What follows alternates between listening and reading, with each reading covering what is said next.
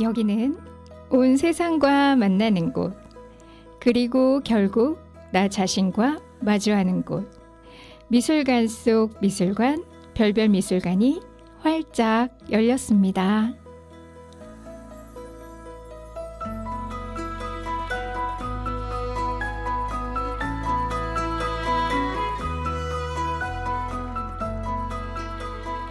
안녕하세요. 봉그림 DJ입니다.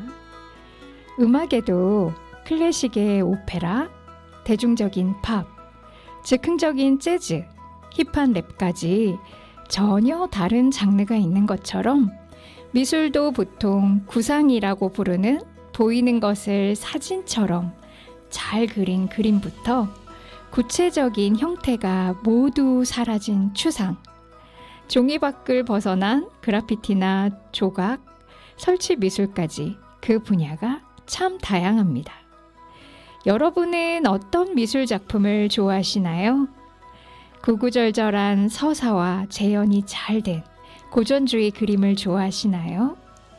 색채에 감정을 담아 표현한 마티스의 야수주의 그림을 좋아하시나요? 감정의 최대치를 표현한 뭉크의 그림을 좋아하신다고요? 아니면 화면 가득 한두 가지 색으로만 칠해진 마크로스코나 박서보의 단색화를 좋아하시나요? 조각 작품을 좋아하신다고요? 이렇게 그림을 감상하는 감상자들은 취향이 있고 또 자신만의 취향을 찾아가는 것이 미술을 재미있고 바람직하게 감상하는 방법입니다. 그럼 화가는 어떨까요? 옛날엔 시대가 요구하는 방식 그대로 그려야만 했다면 지금은 화가 역시 자신의 본성과 의지에 따라서 무엇을 어떻게 그릴지 선택하고 하고 싶은 작업을 자유롭게 합니다. 근현대의 미술부터는 이렇게 자유의지들이 표방되어 다양한 미술작품이 만들어졌고 이중섭, 박수근, 김한기, 장옥진, 김창렬, 박서보 등등 우리는 미술책에서 많은 유명한 화가들에 대해서 배웠습니다. 오늘 별별 미술관에서는 중요한 화가를 한 분 더 소개해드리고 싶습니다. 우리나라 근대 추상미술에 중요한 위치를 차지하는 화가 유영국이 있습니다. 이중섭과 친구이기도 하고요. 김한기와 함께 우리나라의 추상미술을 이끈 개척자 중 한 분이셨습니다. 지금 이탈리아 베네치아에서 열리고 있는 세계적인 미술축제인 2024 베니스 비엔날레에서 무한 세계로의 여정이라는 전시 타이틀로 유영국의 기획전이 열리고 있는데요. 해외에서도 무척 반응이 좋다고 합니다. 특히 미술 애호가인 BTS의 RM도 좋아해서 유영국의 그림을 소장하고 있고 예전에 전시회에 다녀간 사진을 SNS에 올려서 더욱 많이 알려지기도 했죠. 한국의 자연과 정서를 매혹적인 색채로 장엄한 추상의 세계로 이끈 기하학적 추상화의 선구자로서 한국 미술사에서 한 축을 단단하게 세우신 분입니다. 추상화는 말이 없어서 좋다 라고 하셨던 유영국 화백의 삶과 예술에 관한 이야기를 지금부터 시작해 보겠습니다. 먼저 음악 듣고 오겠습니다. RM 해분. 화가 유영국이 태어난 곳은 한때는 강원도였으나 지금은 경상북도로 편입된 울진입니다. 울진은 금강송이 유명하죠. 내지에는 태백산맥이 이어지는 해발 1000m의 높은 산들이 첩첩이 있고 밖으로 조금만 나가면 깊고 검푸른 동해의 바다가 펼쳐집니다. 이곳 울진의 천혜의 자연환경은 이후 유영국의 예술의 영감의 원천이 됩니다. 사시사철 자연의 향연이 아름다운 이 울진에서 1916년 봄날 400년 된 유서 깊은 아담한 한옥에서 아버지 유문종과 어머니 홍동호 사이에서 태어났습니다. 할아버지 댁으로 거슬러 올라가서 보면 원주에서 내려와 울진에 정착한 유영국의 조부 유재업은 뛰어난 사업수단으로 그의 집안은 대대로 소문난 부자였습니다. 몇천 석군의 50톤급 어선 2대 외에도 3개의 양조장을 운영했던 유문종 집안은 강릉에까지 울진 유부자로 소문이 날 정도의 큰 부자였다고 합니다. 유영국의 아버지 유문종은 과묵하고 의지가 굳은 한학자로서 의로운 일에도 힘을 많이 쓰셨습니다. 당시 불영계곡을 근거지로 두고 있던 의병 활동에 거액의 자금을 대기도 하고요. 일제강점기에는 울진 지역의 민족사학이라고 할 수 있는 제동초등학교를 설립하였는데 일본 군국주의의 학교에서는 한국말을 가르치지도 않았고 또 당시 가난한 아이들은 그 학교마저도 갈 수 없었다고 합니다. 이를 안타깝게 여기고 학교를 세워 한글을 깨치지 못한 어른들까지 그 지역의 다양한 연령층을 모두 교육받을 수 있는 길을 만들어주셨다고 합니다. 1925년 제동학교가 3.1운동 이후에 정식 인가를 받게 되었을 때는 거액을 기부하였다고 합니다. 일본어만 배워야 했던 일제강점기에 유영국은 어릴 때부터 초등학교 들어가기 전까지 독선생으로부터 한글과 천자문을 모두 깨치도록 했고 이 덕분에 9살에 울진 공립보통학교에 입학했을 때는 한문에도 능통하고 글씨도 달필이었다고 합니다. 울진 공립보통학교를 우동으로 졸업하고 형들이 다녔던 경성 제2고등보통학교, 지금은 경복고등학교죠. 학교에 진학하기 위해 1931년 16살에 서울로 유학길에 오릅니다. 진학한 제2고등보통학교에서는 일본 제국주의 수업 방식으로 진행이 되어서 유영국은 염증을 느끼게 되었다고 하는데요. 하지만 학업 성적이 계속 좋았고 4학년 때는 반장까지 하게 됩니다.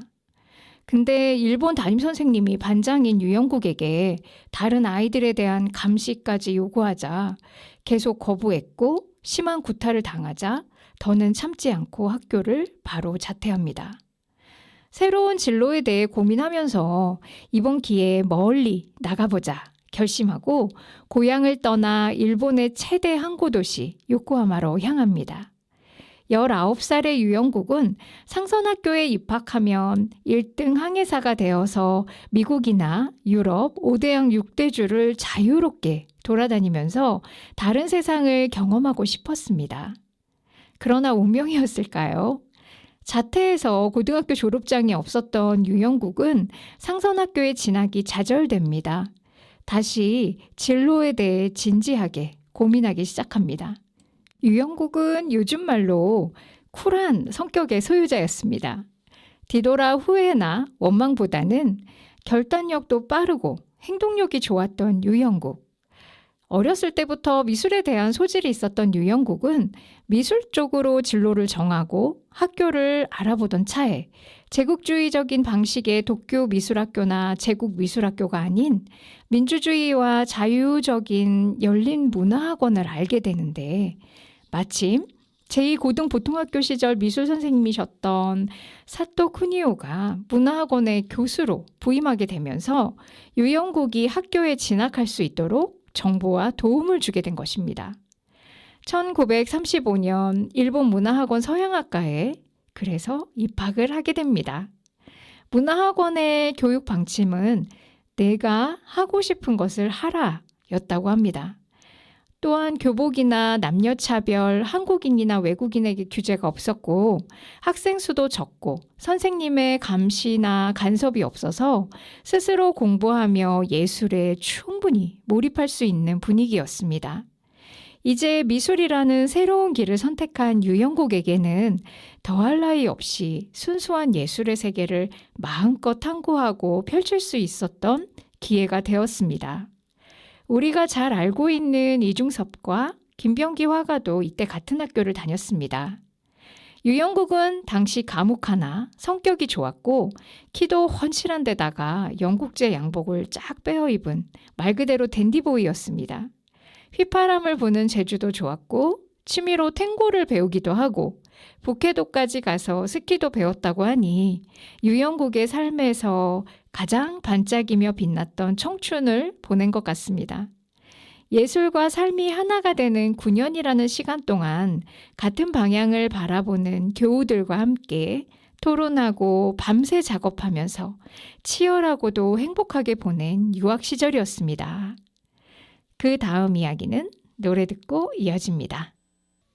유영국은 당시에도 새로운 전위적인 그림을 그리며 같은 길을 가는 화가들과 교류하면서 예술가로서 인정받기를 노력했습니다. 일본에서조차 혁신적이고 새로웠던 추상미술을 하던 무라이 미사나리의 영향이 유영국이 도쿄에서 작가로 발돋움하는 데 중요한 역할을 하였습니다. 무라이 미사나리는 일제가 요구하는 전쟁 선전 그림을 거부하고 1950년에 모던 아트회를 결성해서 1999년 타계할 때까지 일본 추상화의 개척자로 크게 활동한 인물이었습니다. 또 한 사람은 추상미술의 최고 이론가로 활동했는데 일본 군국주의 시대의 전위미술 탄압으로 인해 감옥에도 가게 되면서 이후 농사지으며 운둔했던 하세가 사부로의 영향도 크게 받았습니다. 그의 예술성뿐만 아니라 강한 리더십, 타협하지 않는 생활 태도에도 귀감을 받았고 더불어 추상미술의 경도, 사진에 대한 관심 등은 유영국 자신과 비슷한 면모에 많은 교감을 받았을 것으로 보입니다. 당시 일본에서 자유미술가 협회를 이끌며 새로운 추상미술을 개척한 두 예술가의 영향도 유영국에겐 컸지만 무엇보다 자신이 앞으로의 미술의 유행은 계속 바뀌기 때문에 미래를 내다보고 남들이 가지 않는 길을 가야 한다는 유영국만의 확신이 있었습니다. 일본인을 제치고 한국인 최초 추상미술가로 제2의 자유미술가 협회전에서 최고상인 협회상을 받게 되면서 모더니즘 화가로서의 더욱 입지를 굳히게 됩니다. 당시 출품작인 R3라는 진보는 안타깝게 소실되었지만 출품 기념 엽서를 통해 살펴보면 나무 판자 위에 유기적인 형태의 나무판을 붙이고 하얀색과 검정색으로 매끈하게 화면을 구성하였습니다. 마치 얼룩소의 무늬 같기도 하고 미생물을 현미경으로 바라본 것 같은 형상인데 내용을 모두 없애고 물질성만 나타낸 것이라고 합니다.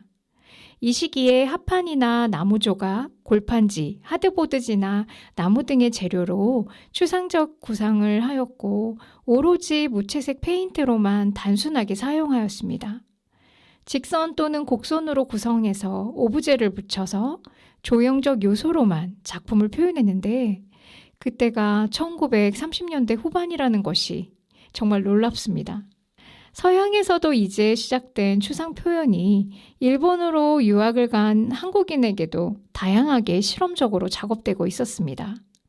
초기 오브제 추상 작품은 지금 보아도 정말 세련되고 미니멀한 매력이 넘칩니다.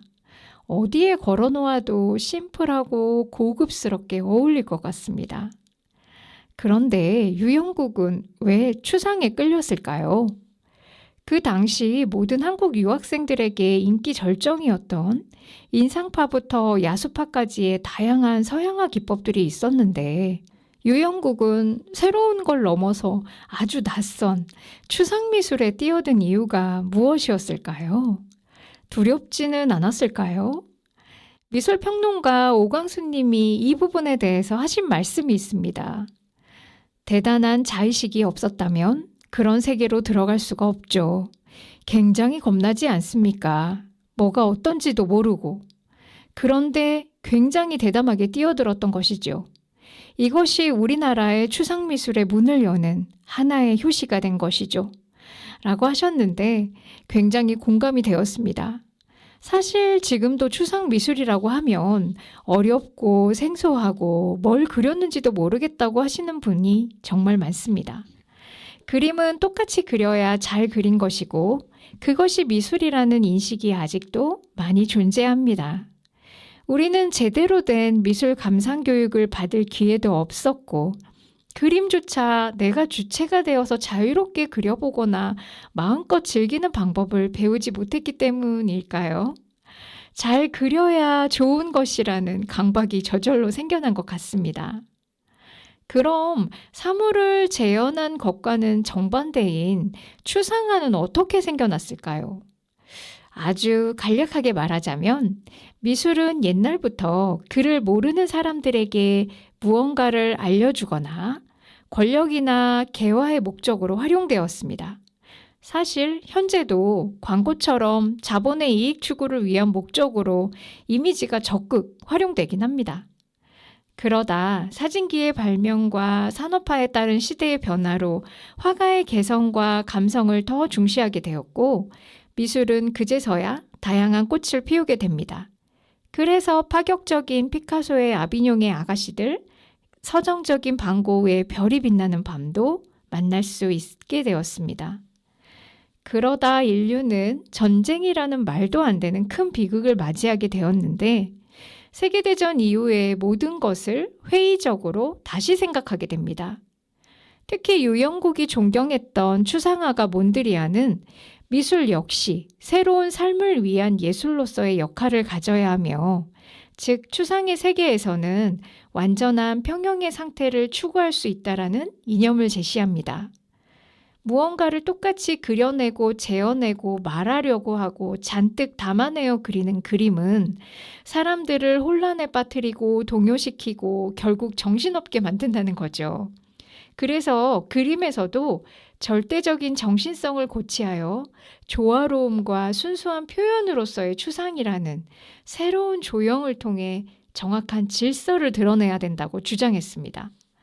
몬드리안의 대표적인 작품은 하얀색의 기본 바탕 위에 검은 선들이 수직과 수평으로 반듯하게 그려져 있고, 군데군데 네모칸 안에 빨강, 노랑, 파랑의 원색으로만 칠해져 있는 그림입니다. 미술책에서나 의상, 가전제품의 디자인의 여러 곳에서 그 작품을 다 보셨을 것입니다. 몬드리안은 예술도 정신적으로 평온한 마음을 가질 수 있도록 해야 한다고 강조했습니다. 유영국이 추상에 이끌린 것도 아마 그 시대의 부조리하고 억압된 현실에서 벗어나고자 하는 열망 같은 것이었을까요? 유영국이 원하는 미술은 이 말 저 말 덧붙여서 생각과 감정을 만들어내고 온갖 이데올로기를 강요하면서 정신없게 하는 그림이 아니라 억압에 대한 해방감을 가지게 하면서 앞에 서면 정신적으로 평온함을 가질 수 있는, 바로 말이 없는 그 자체로 순수한 조형성만을 가진 추상 그림을 그리고자 한 것입니다. 유영국은 그 시절에 먼저 추상의 개념을 이해하고 또 과감히 선택했으며 신념을 가지고 평생을 일관합니다. 한국에 돌아와서도 한국 화단의 기류에 편승하거나 물들지 않고 유행에 따라 변하지도 않았습니다. 일평생을 전업화가로서 추상에 대한 신념을 가지고 한결같이 몰입하여 작업판이 나갔습니다. 당시 같이 일본 유학을 하던 화가들과도 근본적으로 다른 점은, 처음엔 보통 화가들이 사물이나 인물을 그리는 재현에서 출발을 하거든요. 그러다 점차 작품의 화풍이 변하고 이후에 추상으로 다가갑니다. 그러나 유영국은 처음부터 추상으로 시작해서 마지막까지 오직 추상의 길만을 걸었다는 것입니다. 그러한 확신의 비결이 무엇일까 정말 궁금해집니다.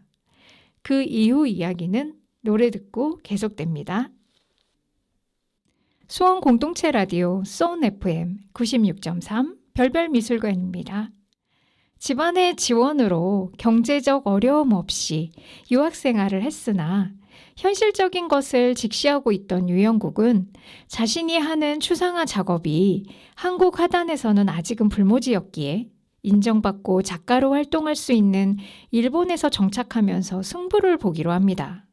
그리고 만약을 위해 직장을 가져야 되거나 돈을 벌어야 한다면 필요할 것 같아서 사진 기술을 익히려고 오리엔탈 사진학교에 들어가서 사진도 전문적으로 배웁니다.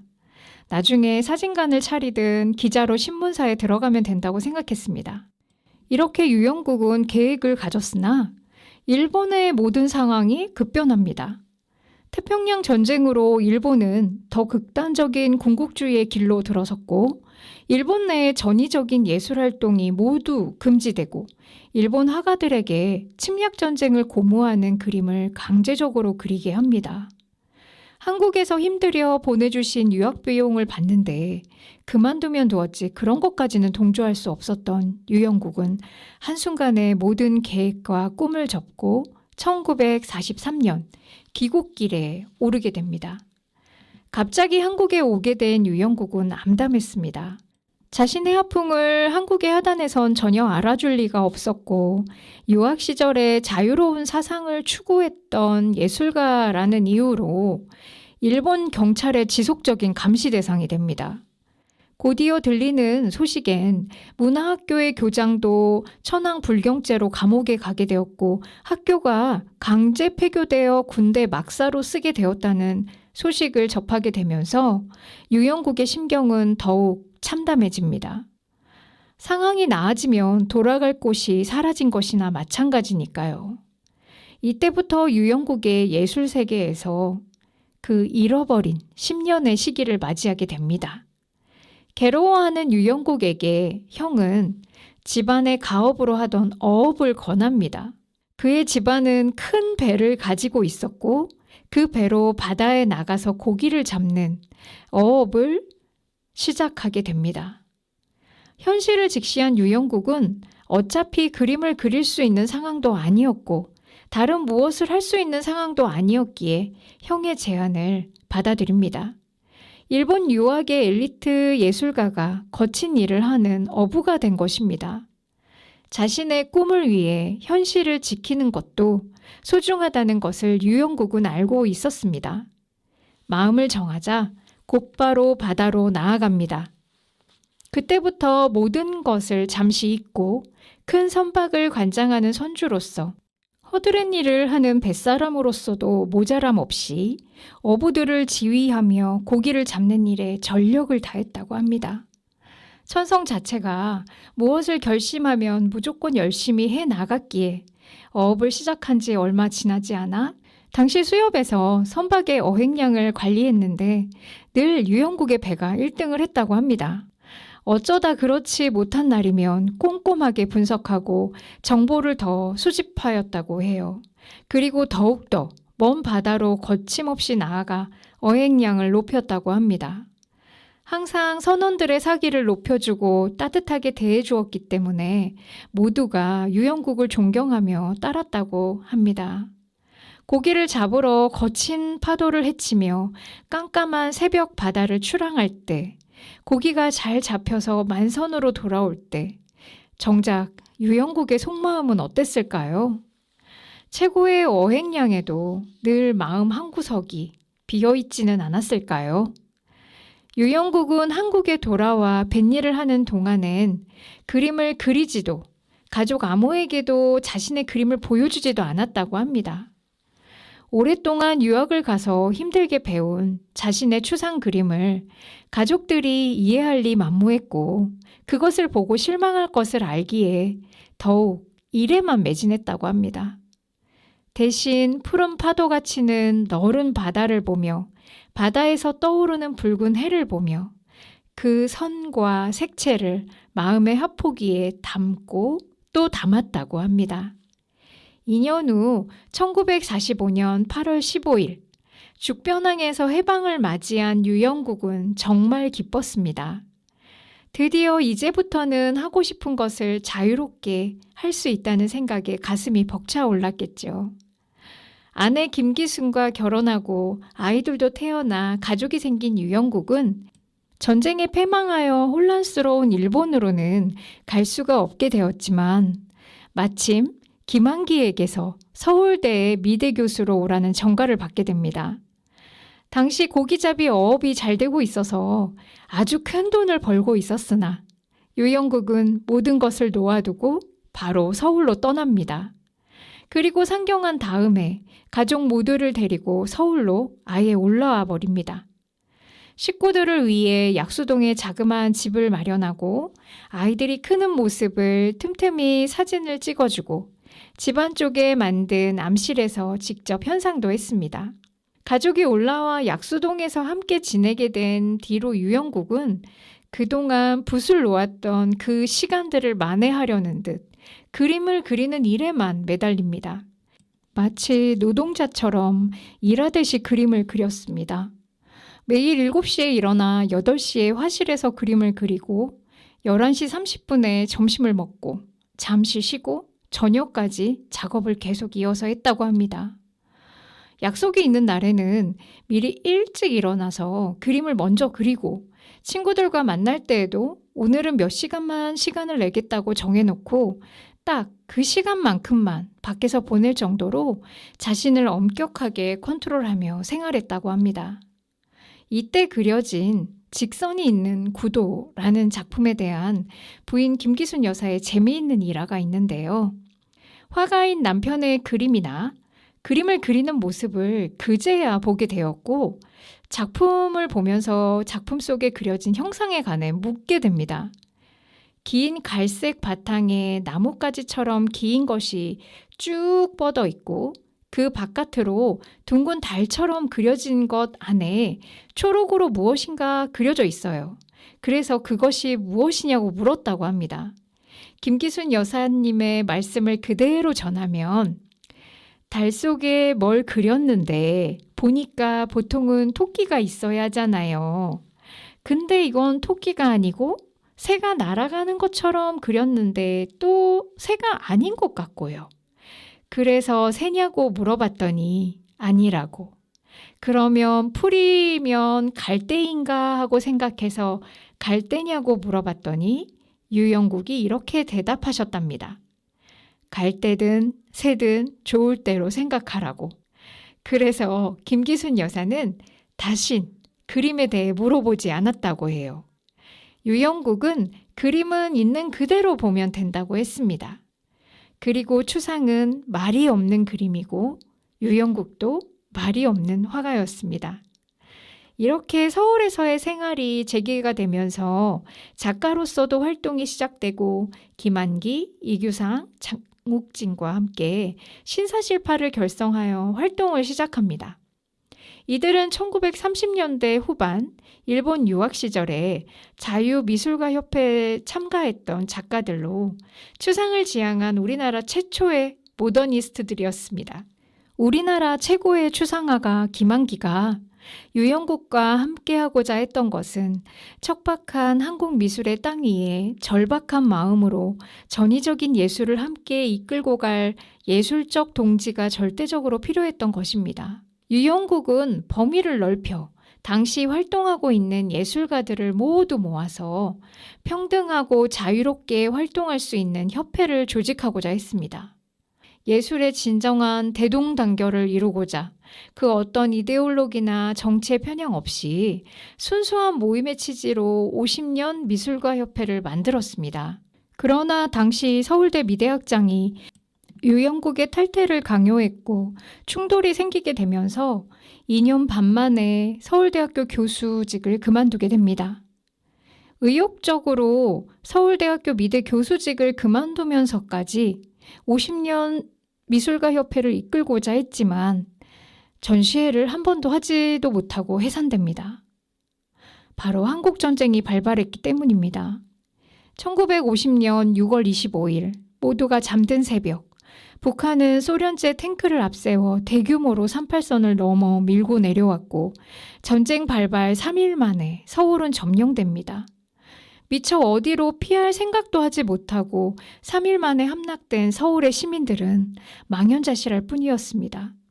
모두가 현실을 믿을 수 없었을 것 같아요.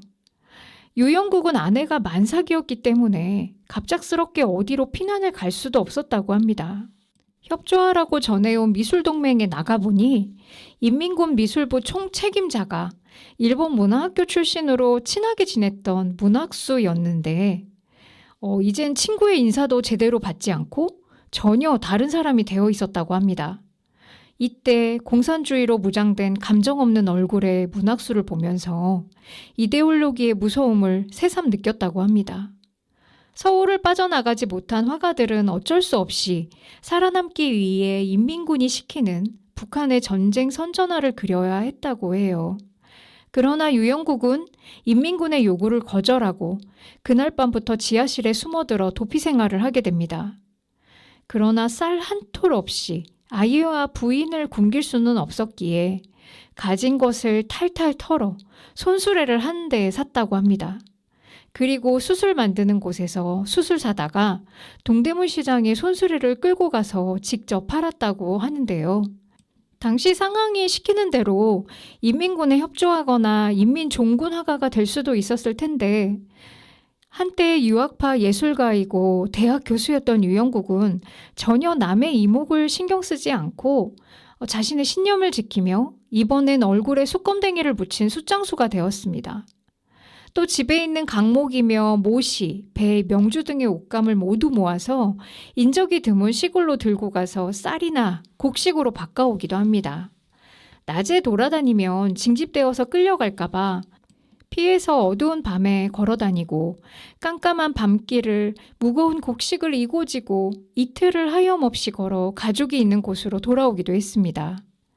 집에 갑자기 인민위원회가 들이닥쳐서 끌려가기도 했는데 다행히 구사일생으로 잡혀가지 않았고 그 뒤로도 지하실에 땅을 파고 숨어서 살다가 들키면 옮겨 다니는 생활을 계속했다고 합니다. 아내가 드디어 출산하고 서울도 다시 수복되었지만 이번엔 다시 서울로 돌아온 사람들이 불신과 냉기만이 가득해서 민심은 더 흉흉해지고 인민군에게 협조한 사람들을 찾아내서 공산당 취급을 하고 괴롭혔다고 합니다.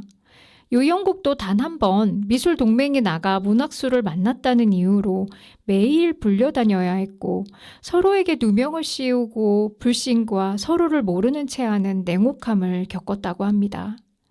같은 길을 걸어가는 동료였던 화가들끼리도 정치적 이념으로 편을 갈라 서로를 고발하고 단죄하는 그것을 보면서 유영국은 환멸을 느끼게 됩니다. 다시 중공군이 밀고 내려오면서 유영국도 더는 서울에 남아 있을 수가 없었습니다. 막 출산한 산모와 아이들과 연로하신 어머님을 데리고 막막하던 차에 매제가 트럭을 간신히 준비해줘서 무사히 울진 고향집으로 피난을 오게 됩니다. 당시 사랑하는 가족과 생이별하고 아이들은 고아가 되어 길거리에서 떠돌아다니고 전쟁 피난민만 120만 명이 넘었다고 하니 이런 상황에서 무사히 가족을 데리고 고향에 도착한 유영국은 처참한 비극 속에서도 정말 감사했을 것 같습니다. 지금의 저로서는 도저히 상상하기조차 힘든데요. 너무나 빨리 잊혀버린 우리의 비극적인 역사입니다. 노래 듣고 와서 계속 들려드리겠습니다. 하현우 돌덩이. 여기는 수원 FM 96.3 별별미술관을 듣고 계십니다. 울진의 대부자였던 유영국의 집안도 여러 격변기를 겪으며 가세가 기울어졌습니다. 고향집에는 이미 피난을 온 형제들의 가족까지 60여 명의 대가족이 되어 있었다고 합니다. 가족을 데리고 얻은 방한칸은 키가 작은 유영국에겐 너무 작아서 사선으로 누워 자야 했다고 합니다. 유영국은 어서 빨리 자기 가족의 생계를 책임져야 했습니다.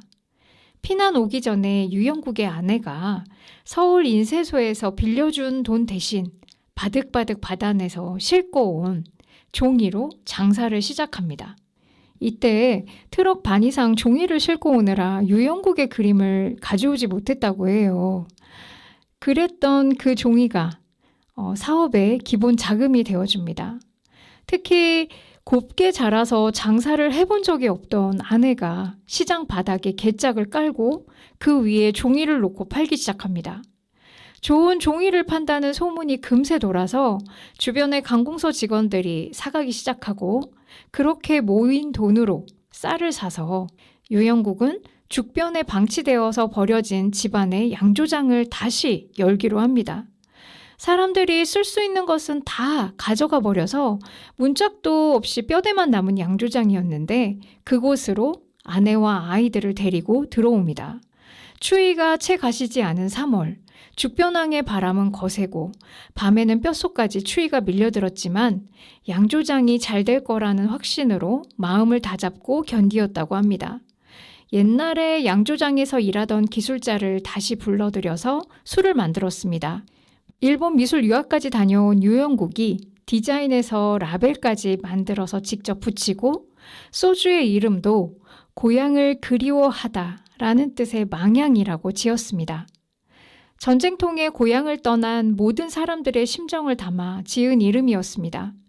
망향소주는 곧 피난민의 술이자 실향민의 술, 뱃사람의 마음을 달래는 술이었죠. 그 시절에 꼭 집을 떠나온 피난민이 아니더라도 어수선한 정세에 불안하고 어떤 이들은 가족과 사랑하는 이들을 잊지 못했고 사람들의 심정이 고향을 빼앗긴 실향민처럼 서럽고 슬펐을 것입니다. 아침이건 낮이건 슬프건 기쁘건 술을 마셨고 저마다의 사연을 가진 사람들은 가슴속 애환을 소주로 달랬습니다. 더군다나 죽변왕은 항구 도시였고 사람들이 들고 나는 곳이라 술집도 아주 많았다고 합니다. 망향 소주는 요즘 말로 대박이 났습니다. 술을 만들기가 무섭게 팔려 나갔다고 합니다. 처음엔 아내가 종이를 판 돈으로 쌀 몇 가마니를 사서 술을 담기 시작한 것이 금세 몇십 가마니를 넘어 창고 가득 쌀이 채워졌습니다. 유영국은 형제들이 나눠 가진 양조장의 지분을 모두 사들여서 양조 사업을 본격적으로 하게 되고 큰 돈을 벌기 시작합니다. 정작 유영국은 장사가 잘 될수록 조바심이 났다고 합니다. 늘 입버릇처럼 말했던 것이 돈은 살아가는 데 수단이 되어야지 그것이 목적이 되어서는 안 된다. 돈이 없어서도 그림을 못 그리지만 돈이 너무 많아도 그림을 못 그린다라고 하면서 돈은 가족을 먹여 살리고 자신이 그림을 그리기 위한 최소한의 수단이어야 하지 돈을 버는 일에 이 소중한 인생을 다 허비하는 일은 있을 수 없다고 생각했습니다. 예술에 허기진 그의 피폐해진 영혼을 알아봐주는 이는 아무도 없었겠지요. 당장 배부른 소리로만 들렸을 것이 뻔했기에 혼자서만 속으로 끙끙 힘들어했다고 합니다. 더군다나 이번엔 유영국의 사업수단을 본 매제가 유리한 조건을 말하면서 벌목 사업을 권합니다. 아마도 이때 벌목 사업까지 뛰어들었다면 본인의 아버지, 할아버지처럼 큰 거상이 되었을 것입니다. 그러나 유영국은 인생을 걸어보고 싶은 것이 따로 있었습니다. 무엇보다 남들이 아무도 안 하는 추상미술을 끝까지 탐구하고 싶었습니다. 결단을 내려야 했습니다. 그러기 위해서는 이곳 울진 죽변을 떠나야 했습니다. 시간이 흘러 어느덧 양조장 사장으로 지낸 지가 4년. 40이 다 된 유영국은 결심하며 말합니다. 금으로 된 산도 싫고 금으로 된 논도 싫소. 나는 그림을 그릴 것이요. 유영국은 더는 미련 없이 짐을 쌉니다. 만약 여러분이 이런 상황이라면 어떤 선택을 할 것 같으세요? 저는 미련 없이 짐을 쌌다고 하는데 미련이 조금 많이 남을 것 같습니다. 아내 김기순도 결혼할 때부터 남편 유영국은 평생 화가로 살리라는 것을 알았다고 합니다. 그래서 지금이 그때구나, 그때가 왔구나 생각하며 따랐다고 합니다. 유영국이 늘 세뇌시키듯 내 그림은 나 살아생전에 아무도 알아주지 않아서 팔리지 않을 것이다. 그림으로 살지 못한다 라고 말해왔다고 합니다. 그럼 보통 부인들 같으면 그런 그림을 왜 그린답니까? 라고 할 텐데 그녀의 생각은 달랐다고 합니다. 팔리지 않을 것을 알면서도 저렇게 혼신의 힘을 다해 무언가를 창작한다는 것은 얼마나 대단한 일인가. 정말 유영국도 부인 김기순도 대단한 것 같습니다. 이렇게 유영국은 새로운 도약을 위해 오랫동안 가슴속에 갈아온 칼을 빼어들고 거침없이 나아갑니다.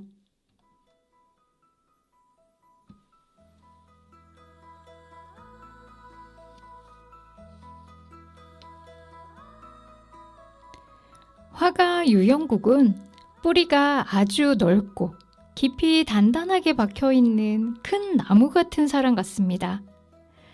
다음 시간에 이어서 한국 추상화의 선구자로 우뚝 서기까지 치열하게 작업한 작품 활동에 관한 이야기, 유영국 화백이 만들어간 예술의 세계와 그 여정을 이어서 담아보겠습니다.